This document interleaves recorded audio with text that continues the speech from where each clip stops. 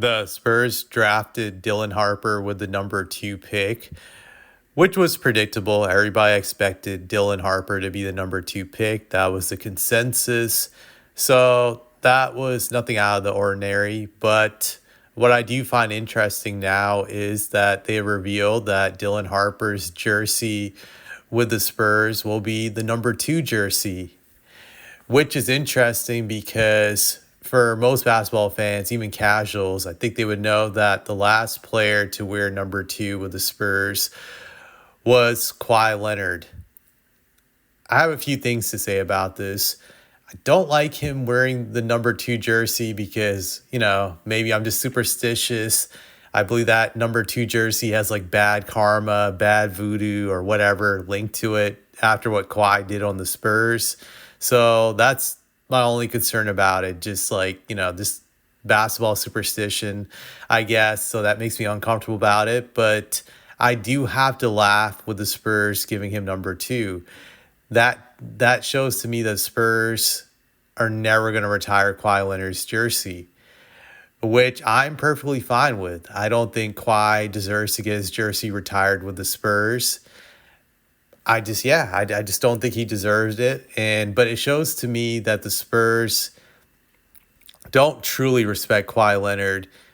They pretend to respect him with all the bullshit Pop spews about loving him and all this other garbage, which I found annoying, especially like a year or two ago when Pop got on the microphone after Spurs fans were booing him and telling him to stop booing him, which I thought was stupid and fake because I think we all know now the Spurs hate Kawhi Leonard, and Pop was playing this dumb game by pretending that they didn't really hate Kawhi Leonard. But let's be honest, they do. He fucked up their plans for like nearly a decade. If you think about it, that stunt he pulled during the 2017-2018 season by sitting out the whole entire year set the Spurs back by 7 to 10 years. Think about it. This is like year 7, and they're nowhere near where they were back during the 2017 playoff run of being a title contender.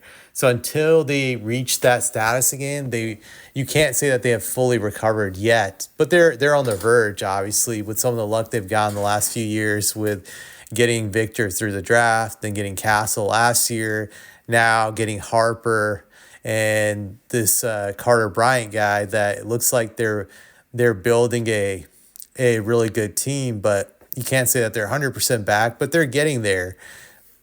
However, I think the Spurs will just never forget what Kawhi put them through that season where he sat out, he made it into a media circus.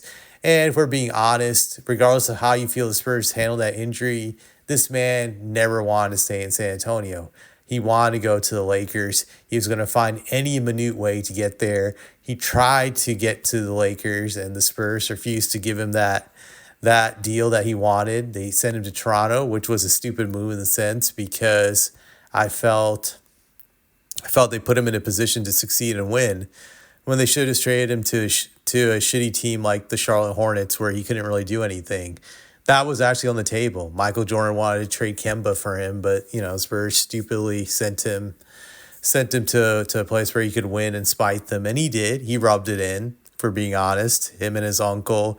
And I still remember Fred VanVleet during that parade was standing right next to him and said "fuck Pop" a few times, just taunting Popovich, and we know Kawhi probably put him up to it. So there's a lot of bad blood between these two. I moved on from it. I got over Kawhi like a few years ago when the Spurs drafted Victor, but it tells me the Spurs never fully got over what he did.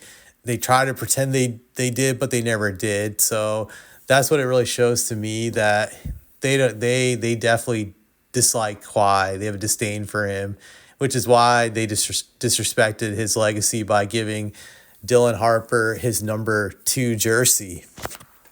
So yeah, I do find that funny and amusing, and it could be something where if Dylan Harper lives up to the hype that Kawhi will never get his jersey retired there, because if Harper carves out a legacy there, well, we know then he'll get the number 2 jersey retired instead. It'll be kind of like the Jokic situation in Denver with Carmelo. Very similar, I think. Potentially it could be.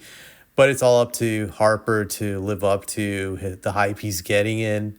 And hopefully he's a Spur for a long time, unlike Kawhi Leonard.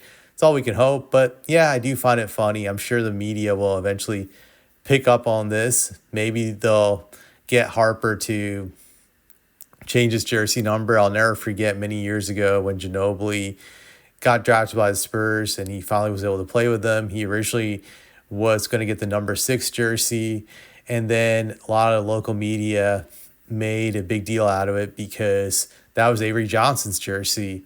So he had to get number 20 so they could eventually retire Avery Johnson's jersey. Maybe I'll be like this, but I highly doubt it. So yeah, I was amused by this.